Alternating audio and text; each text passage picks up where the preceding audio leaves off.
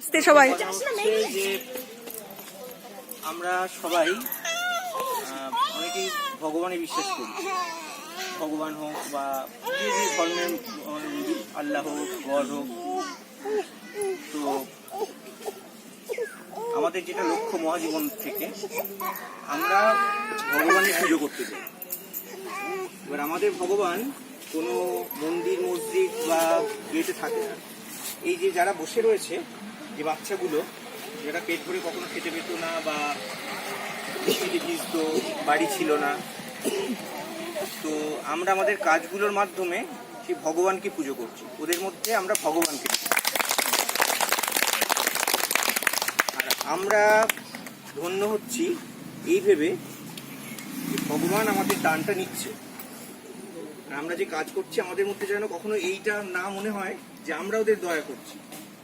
ওরা আমাদের ধন্য করছে আমাদের দয়াটা, মানে আমাদের চেষ্টাটা নিয়ে ওরা আমাদের দানটা গ্রহণ করে আমাদের ধন্য করছে। কারণ ভগবান যখন আমাদের পুজোটা নেবেন, এটাই সবচেয়ে বড় আমাদের পাওনা। তো আপনাদের নমস্কার।